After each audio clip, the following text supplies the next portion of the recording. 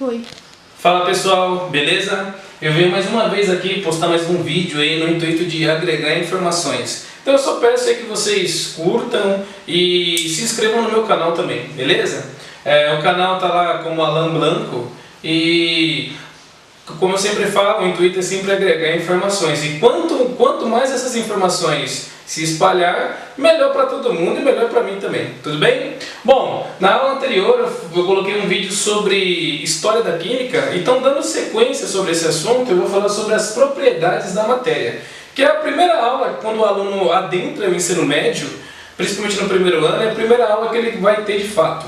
Então, vamos lá. Quando a gente fala de matéria, a gente tem que falar sobre química. Por quê? A química é a ciência que estuda a matéria em todos os seus segmentos, sendo ele o segmento macroscópico ou microscópico. Qual que é a diferença? O segmento macroscópico geralmente são as transformações que a gente consegue entender, como mudança de cor, mudança de textura, produção de odor e assim por diante. Agora, o âmbito microscópico está associado com os átomos, o comportamento dos átomos, as interações entre eles, as ligações químicas e assim por diante. Então, nessa gama de informações, a química estuda todos esses segmentos, tudo bem?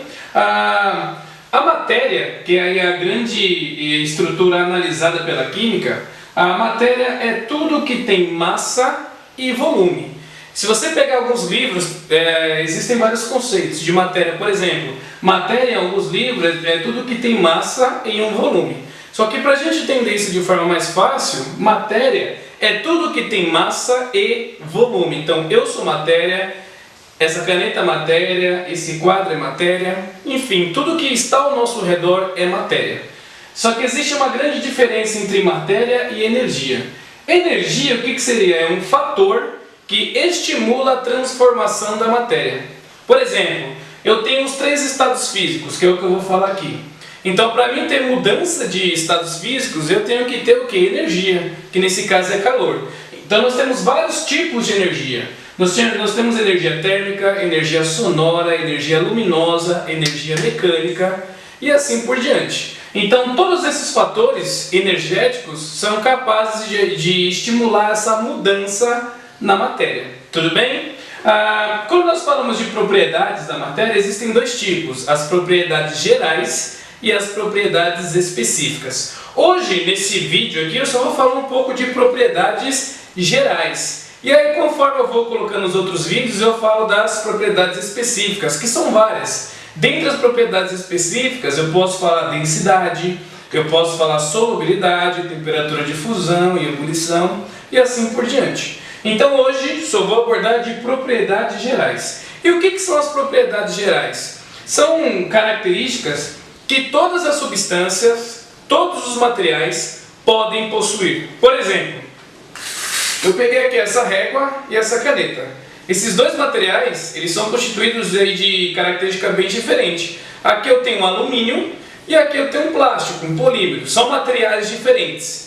Eles podem ter características específicas, mas uma coisa em comum eles têm: o estado físico. Essa caneta é sólida e essa régua também é sólida. Então, levando em consideração que eles são materiais diferentes, eles têm características diferentes, eles também têm características iguais. Nesse caso aqui são os estados físicos, sólido e sólido. Então, todas as substâncias, todos os materiais terão características exclusivas, mas também terão características gerais, que na gama maior é os estados físicos. Então, estados físicos são as propriedades gerais de toda a matéria aí, tudo bem? Quando nós falamos em estados físicos, nós temos 3, que é o sólido, o líquido e o gasoso, que eu esqueci de colocar aqui, mas eu vou escrever aqui gasoso, tudo bem? Olha só, os estados físicos eles estão sujeitos a sofrer transformações. E essas transformações só vão acontecer mediante a energia, que é aquele fator que estimula essa transformação. Nesse caso aqui seria o calor. O calor é a energia que faz os estados físicos mudar de um para o outro. Então, eu tenho sólido, se eu adiciono energia, ele vira líquido. Se eu continuar depositando energia, vai virar gasoso. Se eu retiro a energia do gasoso, ele volta a ser líquido. E se eu retirar a energia do líquido, ele volta a ser sólido. Então, todos esses estados físicos estão sujeitos a sofrer transformações, desde que tenha aumento ou diminuição de energia. Tudo bem? Olha só, uma coisa para a gente entender os estados físicos, nós temos que entender o comportamento das partículas. Por exemplo, o estado sólido tem baixa energia. Então, por conta disso, as partículas que constituem estados sólidos estão todas bem organizadas.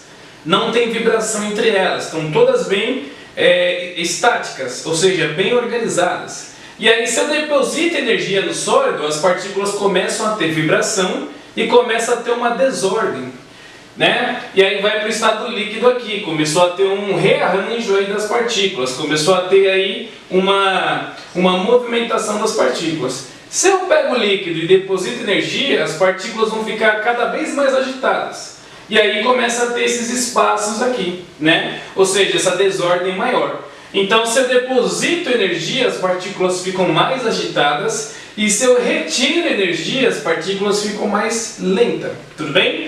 Então é isso que caracteriza aí, em termos de nível de partículas, os estados físicos. Sólido, as partículas estão organizadas. Líquido, as partículas estão levemente desorganizadas. E o gasoso, as partículas estão totalmente desorganizadas. Tudo bem? Uma coisa que é importante para o ensino médio é o aluno entender o nome das etapas. Tudo bem? Por exemplo, quando o sólido ele sai do sólido e vira líquido, esse processo aqui chama-se fusão. Tá? Quando o líquido sai do líquido e vai para o gasoso, essa etapa aqui chama-se vaporização. E não é ebulição. Ebulição é uma outra informação que eu vou falar como característica específica da matéria, tá? Quando o gasoso aqui, ó, ele perde energia, ele volta a ser líquido. Então essa etapa aqui a gente chama de condensação. Ou a gente recebe o nome também de liquefação também. Agora, quando o líquido ele vai para o sólido, essa parte aqui chama-se solidificação. Existem materiais que são capazes de sair do sólido e ir para o gasoso de uma vez. A naftalina é o grande exemplo. Então, quando tem o sólido e migra direto para o gasoso, esse estágio aqui chama-se sublimação. E aí, se o material está no estado gasoso e ele consegue migrar para o sólido, a gente chama de ressublimação, ou também tem o nome de sublimação reversa, também recebe esse nome. Então, olha só, o principal fator que estimula essas mudanças aí é o comportamento das partículas. Então, todo esse processo aqui, ele é determinado por uma unidade, né, que a gente chama de entropia. Entropia é representada pela letra S. E o que é entropia? É a desordem de um sistema. É um processo natural, que quimicamente sempre vai existir.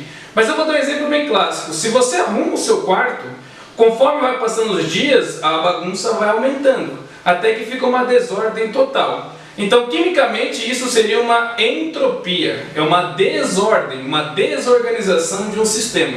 Então aqui, ó, o sólido, pelo fato de ter baixa energia, as partículas estão unidas. Então não tem entropia nenhuma, porque não tem desordem. Agora, se eu aumento a energia, começa a ter uma variação na posição das partículas. Aí a gente costuma falar que no líquido a entropia é mediana. Agora, se eu estou no líquido e deposito energia e ir para o gasoso, o que vai acontecer? As partículas estão muito excitadas. Então, o que vai acontecer aqui? Um aumento da entropia. Então, portanto, no estado sólido tem baixa entropia, ou quase não tem nenhuma. No líquido tem uma entropia moderada e no gasoso a entropia está no máximo. Só tem um estágio aqui que fica maior que o gasoso, que é o gás.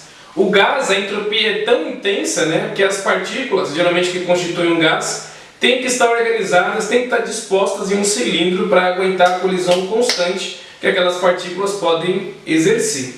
Então, senhores, o objetivo dessa aulinha aqui foi falar um pouco sobre os estados da matéria, as propriedades gerais e a diferença de matéria e energia. Tudo bem? Espero ter sido bem objetivo, ter agregado novamente informações. Só peço para vocês curtirem e me seguirem no canal, beleza? Agradeço aqui, fiquem na paz e tamo junto!